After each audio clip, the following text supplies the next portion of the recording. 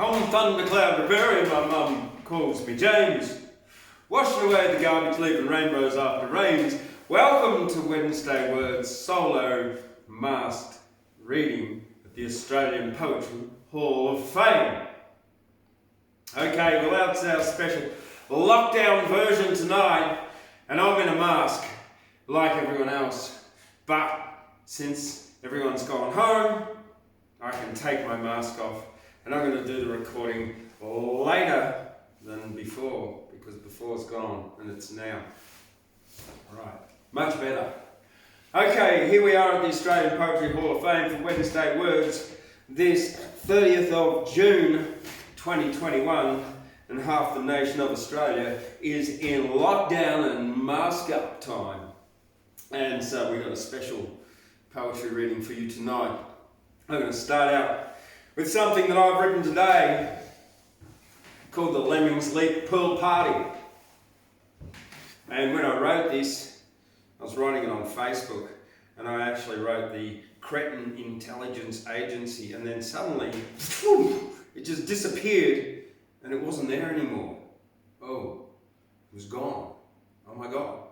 But I had to start again and rewrite it from memory, so it's a bit different to what it was, but it's still similar. Lemmings Leap Pool Party. Lemmings leap and play their part. A runny fart is called a shark. The narrative is the dominant paradigm. Questioning the narrative is not a crime. Critical thinking and research makes a lot of people's brains hurt. It's as simple not to think for oneself. Lemmings following lemmings off a cliff isn't great for lemmings' health. The narrator is hidden behind a mask of deception, misinformation, censorship and misdirection. It's easy floating along in a dream. Takes effort to swim and row upstream. Questioning the narrative and asking, what if this river is a waterfall going off a cliff? The Cretin Intelligence Agency taken to task own all the media puppets in a mask, saying, jump off a cliff and you will fly. If you wave your arms around, you won't die. Jump off the cliff and I'll give you a dime, is the narrative of the dominant paradigm. Alright, Lemmings Leap Pool Party. Now, here I am at the Australian Poetry Hall of Fame, and we've got an Australian Poetry Library and Archive. And just this week I was reading on The Guardian that a large number of our great literature is not in print anymore in Australia. And I think there's something like 17 Miles Franklin winners who you can't actually buy the book anymore, a new book, and it's not even available in an e-book form. Now that's unfortunate. It means that those books are out of print. They might have printed 1,000, 10,000, whatever, but they're sitting on shelves and you can't access them anymore unless you find one in a library or you go and buy it second-hand online. Well, the Australian Poetry Hall of Fame here in Guyra is counteracting that by having an Australian Poetry Library and Archive. And now I just went out and did a count earlier on, and there was about 170 books on the shelf, and I've got another, 10 in here.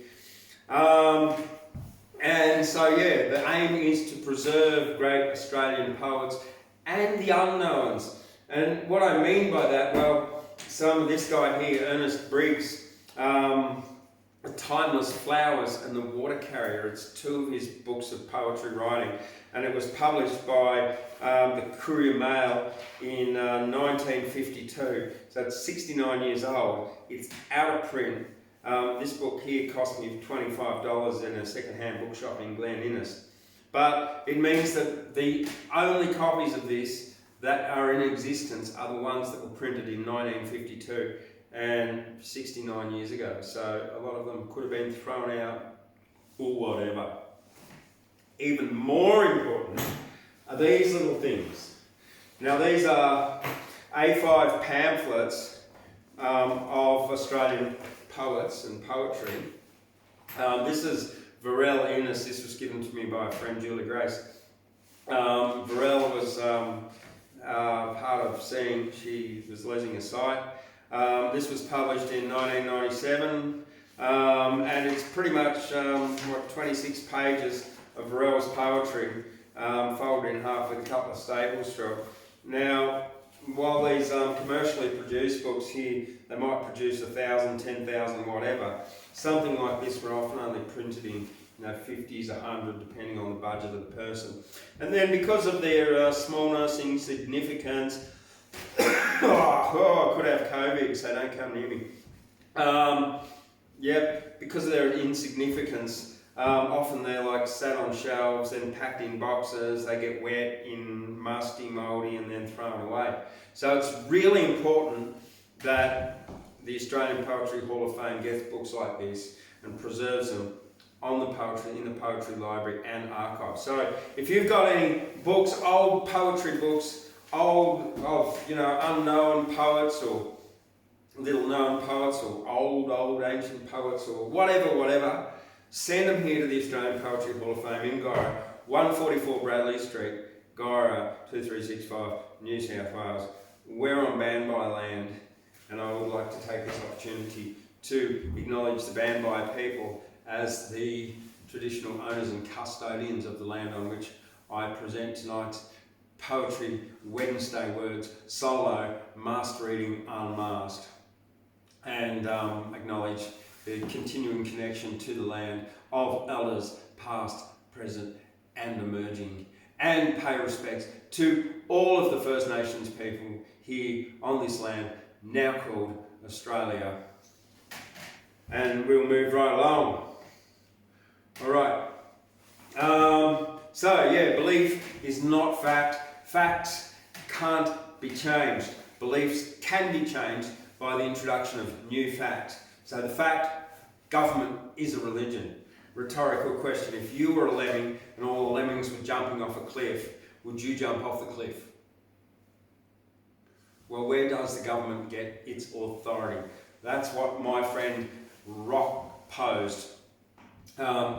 Many sovereign peoples and nations in the past had no form of government whatever. The Pacific Islander Protection Act was made to protect the natives of the Pacific Islands. So if you were born on a Pacific island, including Australia, you are a native.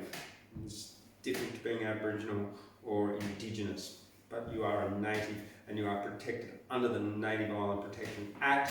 The Australian Constitution is an act of the British Parliament specifically for British subjects, so natives of these Pacific Islands are not British subjects. Fact, governance and government have different meanings and are different concepts. For example, when you get up, you go to the toilet, you eat breakfast in peace, that is governance, it's self-governance. It's also private.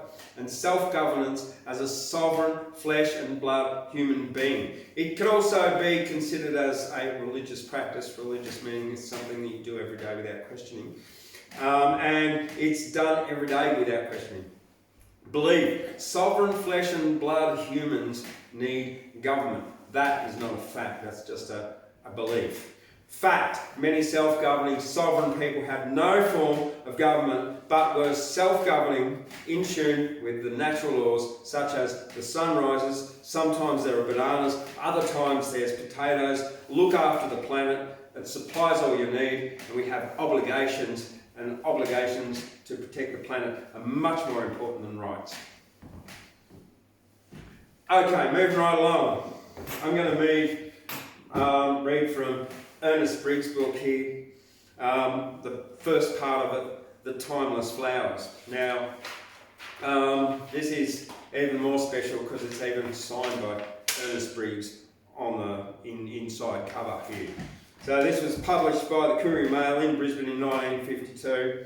First part is The Timeless Flowers. The second part is The Water Carrier. I'm only reading from The Timeless Flowers, and I would like to read you the preface first. In an age in which the name of poetry has been claimed from cryptogrammic obscurity, the contortion of free verse and the posturing of intellectual pretentiousness, it would be in our enrichment to relearn that the great poetry of all ages has been lucid in its inspiration, simple in its utterance, and universal in its appeal. Poetry is not a puzzle or a riddle whose secret is the exclusive possession of a self-appointed few. It is a pleasure for the many. Poetry is a simple but extremely beautiful revelation of a perfectly apprehended human experience, which merely read or spoken without the artificiality of elocution is capable of awakening in the reader or hearer a delight that is unexcelled by any other form of human endeavour. Simplicity and clarity are the rarest of all human attainments because they are the most difficult of achievement. But these qualities are indispensable characteristics of all great and enduring art. For the beauty that is poetry is born not of a straining after the novel and the bizarre, but of the exact fusion of disciplined thought and transcendental feeling with strictly chosen words. It is the compression of eternity to the compass of a moment of time, expressed in the best words, in the best possible order. How lucid and intense is the concentrated wisdom of the East when compared with the polyphonic babble of the West, and how admirable the faculty that enabled sages such as Kapila, Patanjali, Confucius, and Lao Tzu to reduce a life's experience to a few aphorisms that will hardly reveal their profundity even after a lifetime of contemplation has been spent upon them. This faculty, which makes for a literature of intensity and quality rather than a culture of inflation and quality, was possessed by the ancient Chinese poets to a degree unprecedented in the history of literature. And it is a quality which we of the West might study to the ennoblement of our own art. It is extremely heartening to me as a practicing Australian poet that the enterprise of the Courier Mail will make these two collections of poetry from the Oriental form available to a wider public. In their compression, poems such as these of the old Chinese poets are like sentences remembered after much speaking.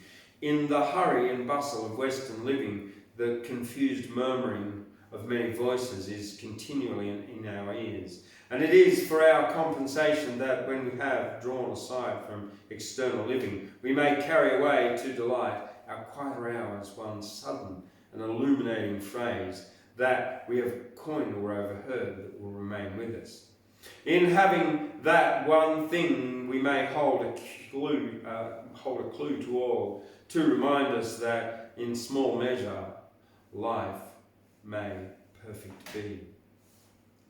To those who will but pause and be attentive to the universe itself may be globed with a drop of dew, for as Fiona McLeod has so beautifully observed, there is no leaf of the forest that could not reveal mystery in form, mystery of colour, wonder of structure, secret of growth, the law of harmony that could not testify to birth and change and decay and death, and what history tells us more.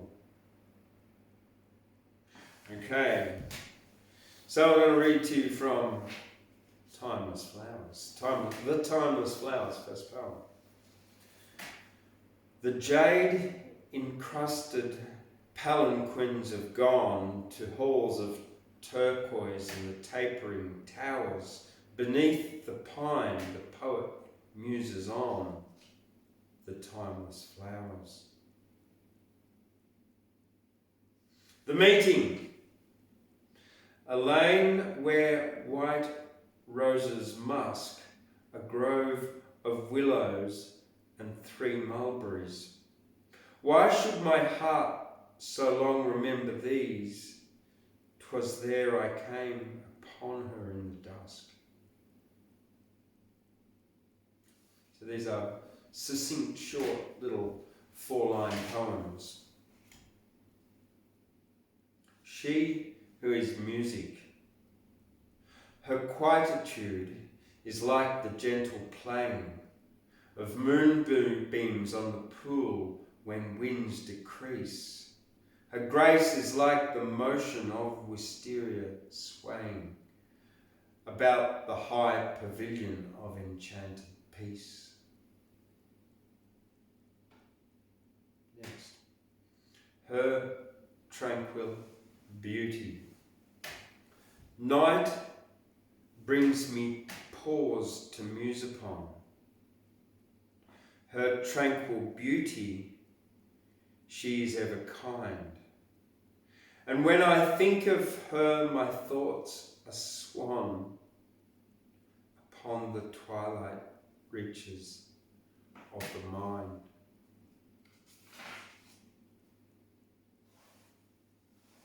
The spring returns. The spring returns to fill your room. But since you went away, for whom do peach and pear tree bloom and hawthorn blossoms sway? The mountain pass. The pilgrims cross the saddle of the hills with chant of litany and age-old songs, the silver twilight and the silent stills, the sonorous clangour of the brazen gongs. The low moon pales. Now that the low moon pales, I dream to find the moon that high on heaven swung, the long night through at last is hung upon the darkened branches of the mind. No, it's not coronavirus. The mountain snow. The blossom of the hawthorn bough is not more white than that high peak from which these waters flow, nor blossom of the jessamine such keen delight as the unspotted beauty of the snow. The old priest. The young priest sits and tells his beads while time moves onward to a period. The old priest sits and nothing heeds. How can one tell another about God? The music pavilion after the Chinese Chang Wu Kuan. The harpers are all gone, and the sound of flutes. By the dusty sill, the flowers dream on. They lean toward the silent lutes and listen still. The rock remains. Though man may loiter, toil or rest, or gild the fleeting hours with song or play, or journey to the east or to the west, the rock remains, the mud flat wears away.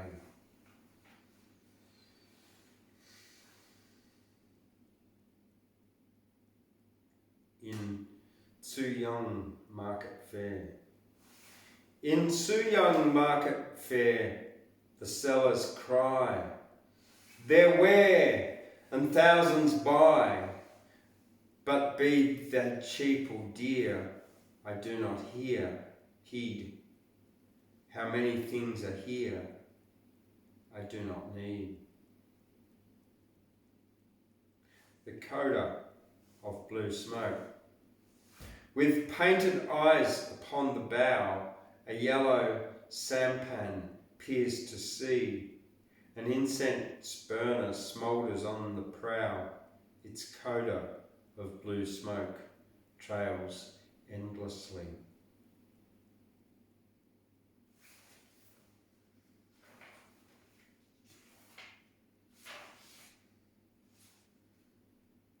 flowers close. Wiser than men who have not learned repose, in their calm round obedient to the law, the flowers bloom and in the twilight close to bloom once more. At close of day, all that the brightness of the day was screening, I understand in quietude at the close of day. So all bright things that pass reveal their meaning, passing away. Alright, so that's from the Timeless Flowers and the Water Carrier by Ernest Briggs, published in 1952 by Courier Mail. Moving right along, this one here, Falcon Drinking by Dimitris Tsaloumas. Dimitris Tsaloumas was born in 1921 and came to Australia in 1952, the year this book was published, with the intention of studying English. 37 years and 8 published books of poetry later. He was still in the country, but this was like in 1999, or 1988, sorry. In 1983, he won the National Book Council Award with the Observatory, also a UQ Press paperback. And in 1985, the Book of Epigrams, first published in Greek, was produced in Australia. Both volumes are dual text. So, yeah, look, it's a unique book, Falcon Drinking, Dimitris Tsaloumas, a Greek-Australian poet, again published by University of Queensland Press in 1988. All right. So I'm just going to read you a couple of random things out of this. And these, because these are much longer poems than what I was just reading from Ernest Briggs. All right, from the first part, The House on Malola Beach. Out of the grim landscapes never charted in the tender minds of the elect, I travelled north to your sea house, for I suspect that happiness is in the promise of oceans. On clear days I never crossed such waters, in my youth beyond the day's horizon, nor is it proper that I should expect to do so now in time's Lenten dusk. Nevertheless, I haunt, impenitent, the shores of the world, and out of all the days in creation, I pick the brightest to bring me to this ship-poised house on the threshold of Mother Vastness. Questing for neither gift nor confirmation, I stood where it splits the wind that rushes past the screaming windows above the heaving palm tree tops, and breathed again.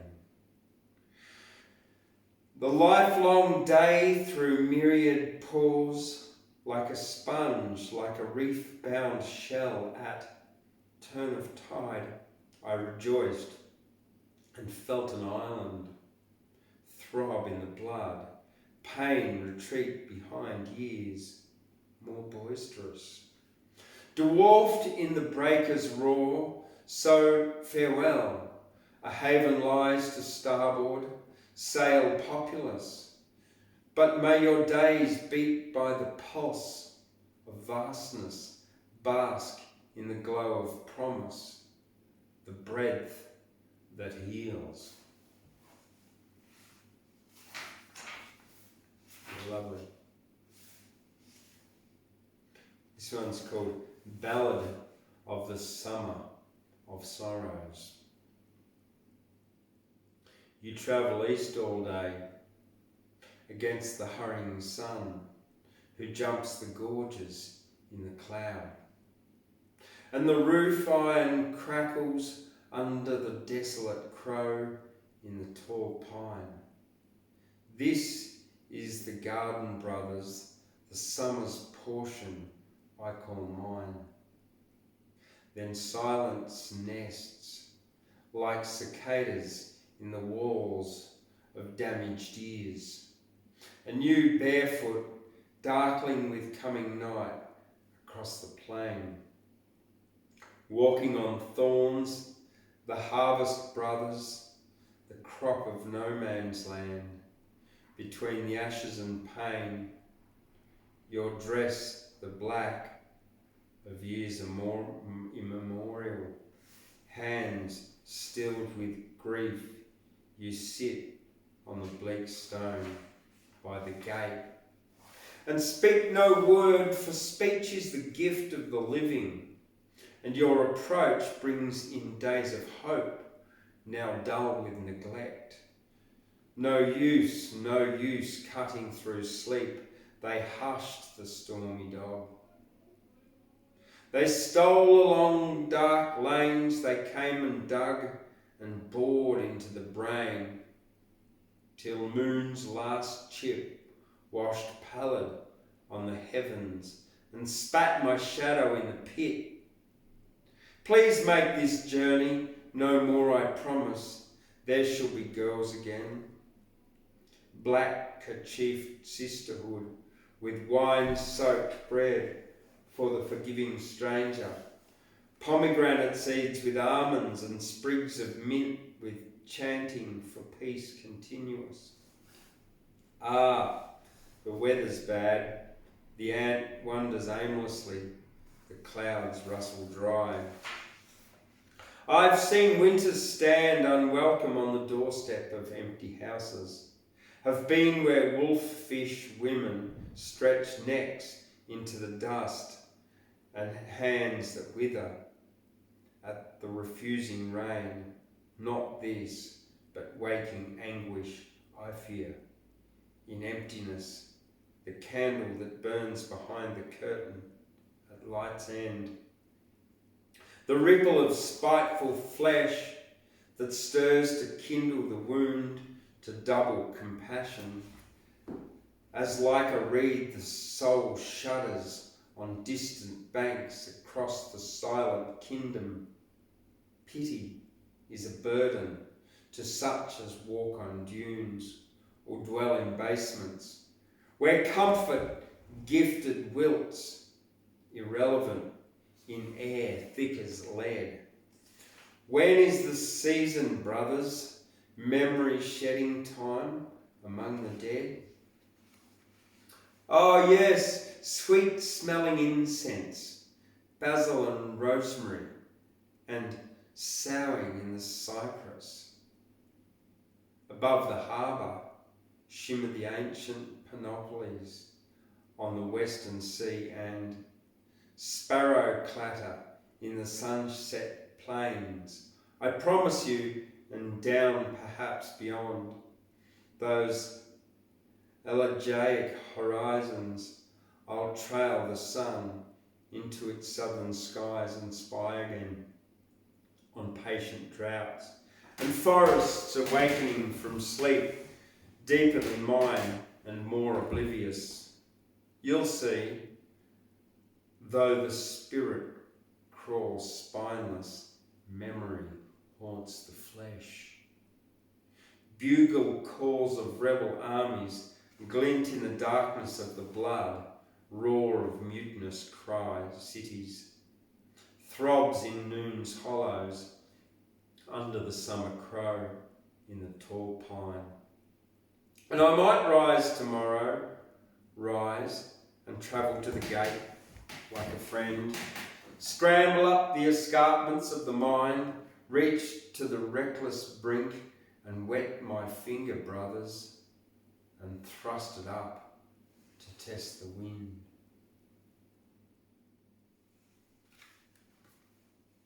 Dimitris, Tsaloumas,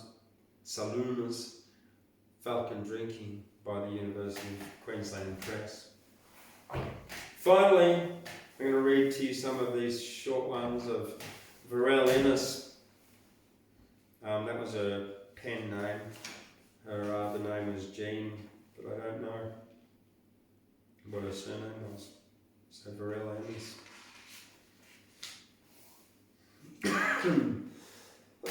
This book is Above the Cloud. Friendship is evergreen, a warmth of the heart to be joyously seen from its loving start, a treasure to behold through all time, a pleasure untold, a mystery sublime.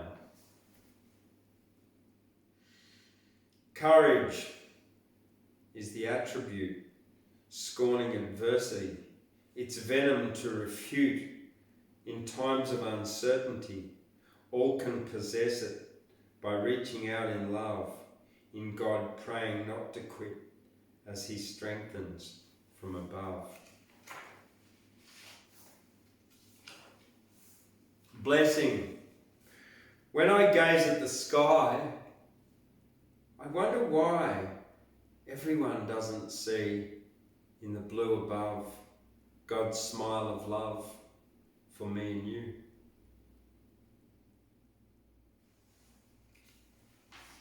Faith is the virtue which sustains us in need when fate seems untrue because of an unkind deed. Hope rises above despair to guide us on our way, making us aware that there is always another day. Love is a flower that blooms all year round, perfuming each hour with joys which abound. Oh, dear me. So getting late here, so I'm going to move on. I'm going to read some of my own stuff now before the day ends up. Now, I have already read a bit to you today. I read to you earlier on Lemmings Leap, and then I read to you Belief is Not Fact. The next one here. Okay, so these were from Writers Helping Writers. I asked for some poetry prompt, and the prompt was devotion to poetry. Devotion to poetry requires but a thought or emotion and inclination to write. 8, 9, 10 a.m, p.m, 3 a.m, middle of the night. Thoughts into words on paper or screens, shared inspiration and future dreams of peace, harmony and bliss, soft lips and a kiss, of wind through the leaves, rustling, rolling autumn turns to winter. Spring daffodils lift heads and smile like emojis and emoticons as the passing storm sun decorates the tail end of thunderclouds with rainbows. While the words of dead poets linger, similar to the sun at dusk in the summer solstice, reverberation into the space between the two eyes. Fortunate enough to have witnessed the living passing sands in an hourglass, saying, time is an illusion, all is now and all is mind. Poetry explodes like paintballs ejaculated from fingers, vomited love hearts, splattered across the world, uplifting consciousness, desire to share writing. So yeah, that's that one's called Devotion to Poetry. Alright. This one is titled Stirring the Soup. Now, there's a few words I'll explain. First of all, it's one is Minjerribah, which is the name of the island formerly known as Stradbroke Island, in the place which is not the Queen's Land. The other one is Mianjin, which was formerly known as Brisbane. Previously, before that, it was known as Mianjin. Udjurununakul is the poet formerly known as Kath Walker, who was of the Nunakul clan from Minjerribah, formerly known as Stradbroke Island. And Bangbai country, well, that's where we are here in Guyra. Right. And the prompt was stirring the soup, watching the steam. Stirring the soup, watching the steam, drifting in thoughts, sun-drenched days on Minjerribah, diving through waves. Turtle takes a breath. The sand is too hot to stand still, sleeping under the stars. Driftwood shelter and sandwall windbreaks. Waves break. Mosquitoes buzz. Long sandy beach. Drums beat in the night celebration. Udjurununakul inspired poets write of Pacific delight. Mianjin across the bay, 1,000,000 miles away from whales breaching. Hot pumpkin soup steams, snowflakes flutter. Winter in Guyra, white cockatoos screech. In Bambai country, Winba means fire. Fire warms soup. We are all but visitors, walkers through their lands.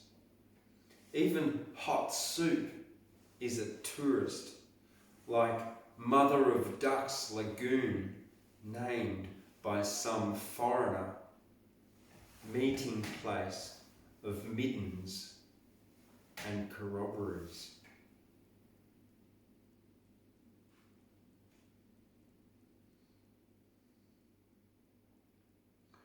Alright. And then moving along to something a bit light-hearted, I was given the prompts. There once was a man from Nantucket. There once was a man from Nantucket who tried to lift himself up in a bucket. He pulled and he strained till he burst a brain vein. Then he gave up and got out of the bucket. What else would he do? It's a limerick. A haiku. Now, a haiku is 3 lines. First line 5 syllables, second line 7 syllables, and the third line is 5 syllables. This is the Biblichor Haiku. Biblichor is the smell of old books, right? Biblichor Haiku. The smell of old books. Shelved second-hand libraries. Musty-fingered page.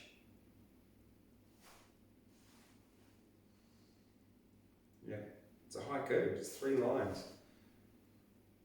17 syllables. Here's one of gratitude. Thank you for what I've been given. With gratitude I appreciate all the things that keep me living, all the things that make life great.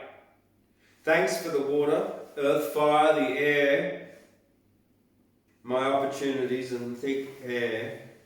Trees in forests, clouds in blue skies, emus, kangaroos, cockatoos and flies, insects, worms, flowers and bees, I'm flexible and have good knees. Balanced, strong and with health, thanks for life and all its wealth. The frost on grass in the morning, clear sky, the sun is dawning, moon, the stars and the sun. Life and opportunity for joy and fun. Sisters, mum, dad and sons. The food I eat is healthy and yum. thanks to both my ex-wives, my lessons learned and sons' lives. Acceptance comes from an attitude of universal acceptance and gratitude. That's a gratitude poem. Now, this one was written earlier on in the week, Sunday night, while I was in the Grand Central Hotel in Glen Innes waiting for my dinner to arrive of vegetable roulade, and arrived halfway through writing this poem. So and so I didn't know what to write, so I asked my muse. And here we go. Amuse, muse. Muse was amused, not confused. Amuse was laughing at me. I sat with my muse and amused my muse, and my muse inspired me. My thoughts were amusingly quiet, so I asked my muse what to write. I amused my muse, who was not confused. Now my muse is amusing me. But my muse says, right now my dinner has arrived. My muse is confusing me. My muse isn't beat, wants me to write, not eat. I've amused the muse in me. Yeah. Okay, this one was written for my mum, who took a photo of a little pied cormorant. A little pied cormorant sat beside a lake looking for breakfast and fish to take. It didn't wait long and soon got its wish, dived into the lake and came out with a fish.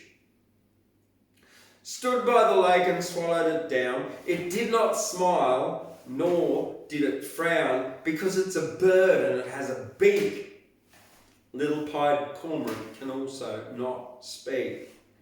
If it smiled or spoke, it would be eccentric. Humans are sometimes anthropocentric, projecting on animals human traits. Little pied cormorants don't wish as they wait.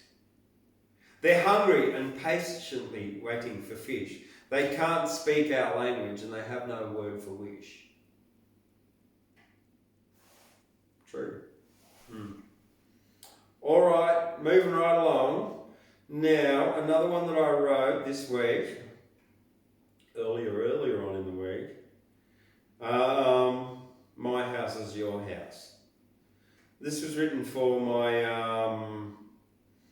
my Pacific Island friends from Vanuatu, Solomon Islands, Fiji, etc. They were here on the weekend.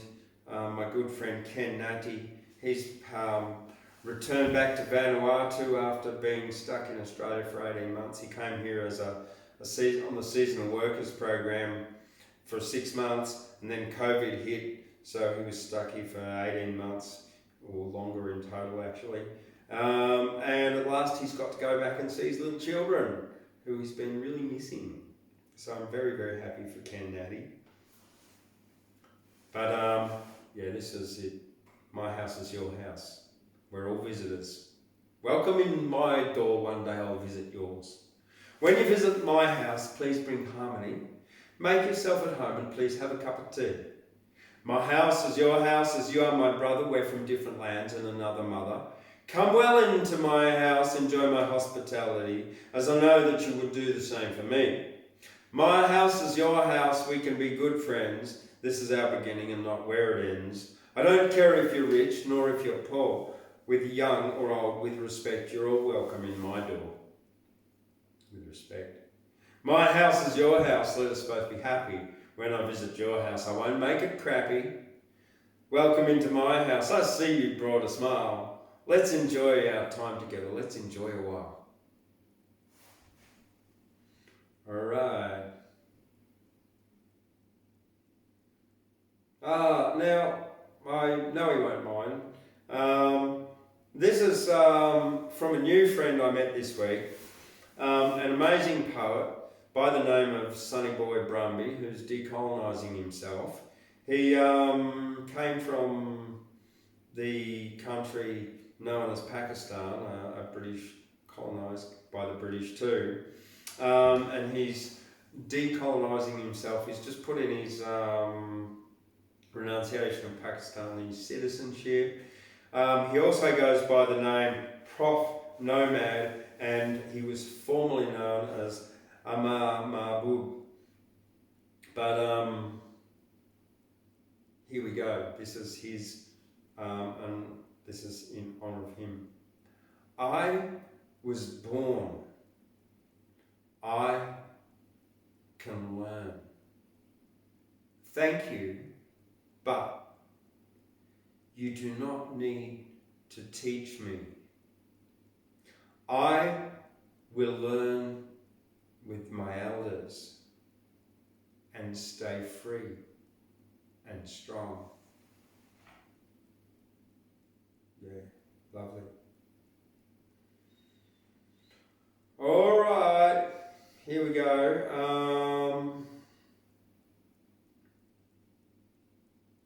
This one is about changing channels. Be the lie I have, believe.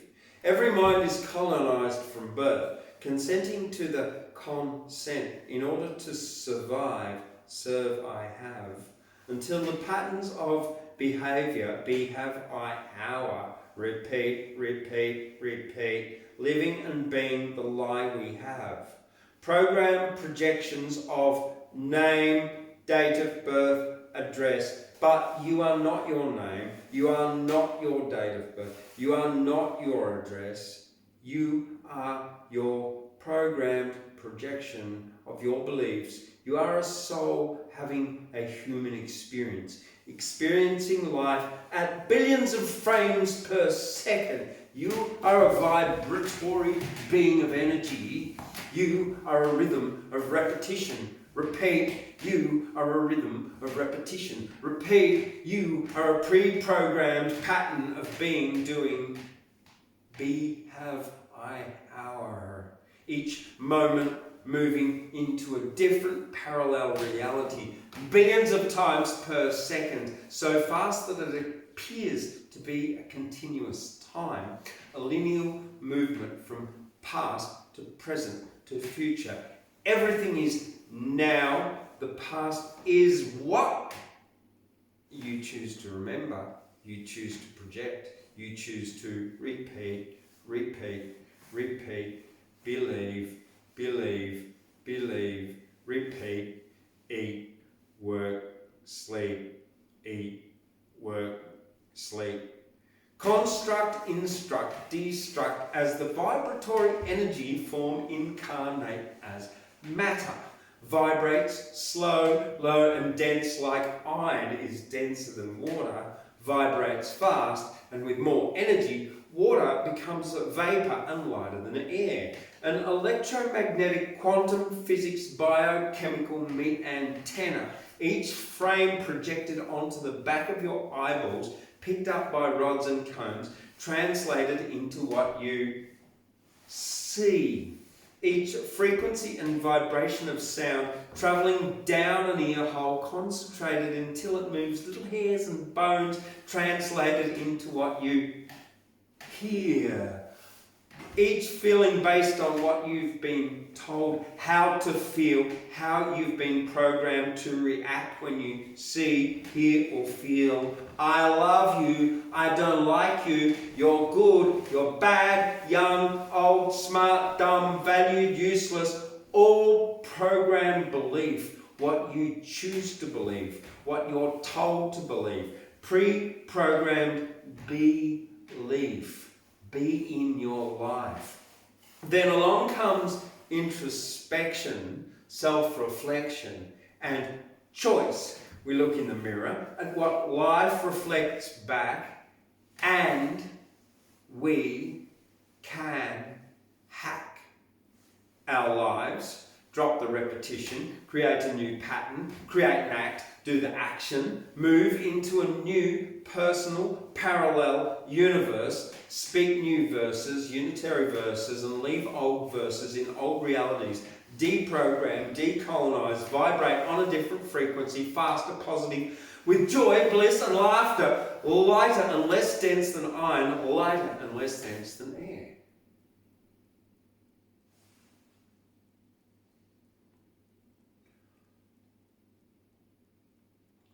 All right. There's more to come. Don't you worry about that. Alright, this is the humans in the zoo. Let's turn reality even more upside down on its head. The humans in the zoo were locked in cages too. The animals were all free, and the animals came to see the humans on their swings doing silly things. I'd hate to be in there, said the polar bear. A monkey wearing pants yelled, show us how you dance. Do you want some nuts? Humans have funny butts. Along came a cockatoo. Hello, human, how are you? Then the hippopotamus said to the rhinoceros, don't get too close to them, they're dangerous, those men.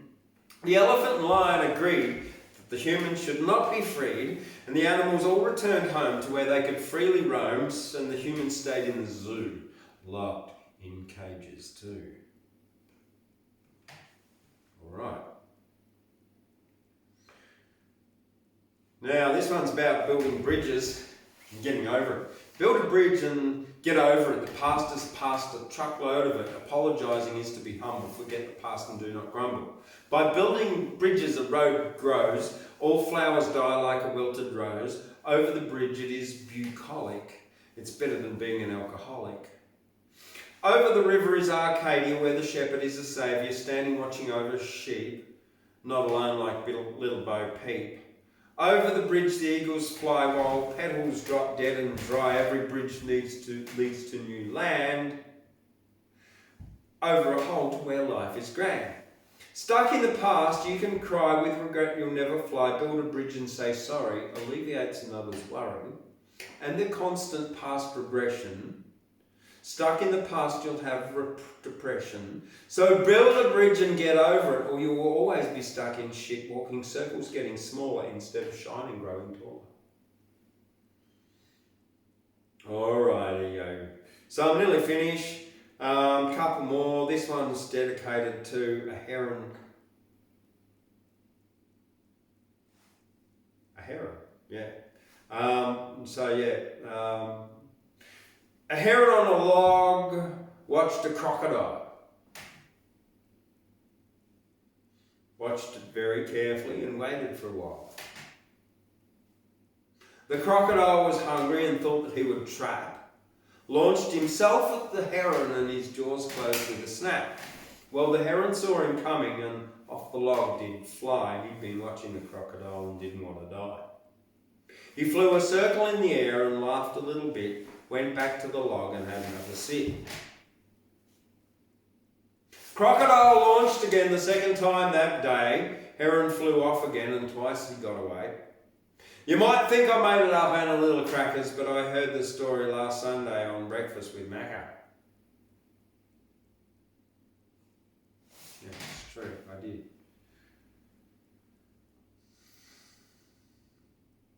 Three men came to a wall. One turned and walked away. One wanted to see what was on the other side and started to look for a way. The third man opened the door and he could clearly see that when he walked through the door he was still free.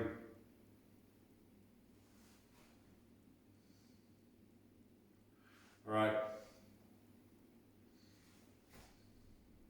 2, 3 more to go and then I'm finished. Naked or in pyjamas, little Beau Peep said, how do you prefer to sleep in your bed? Sheep don't have tails, they've all been cut off. Every shepherd know that the sheep are best when docked.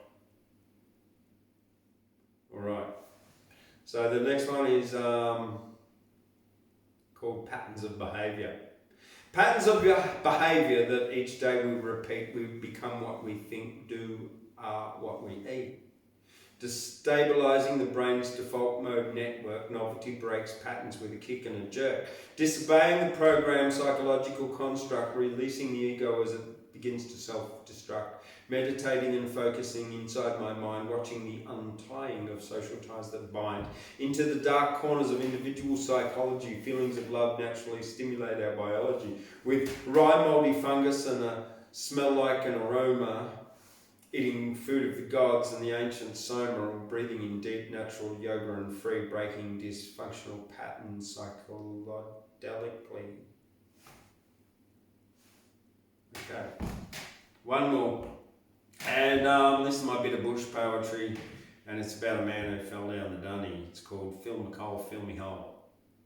Peaceful place, as froggy flatten. You might find my story funny. It's about a man called Phil McColl who fell headfirst in the dunny.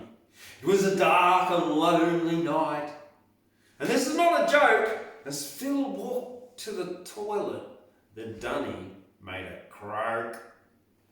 He turned his phone torch on and opened up the door, and as he walked inside, the dunny croaked once more.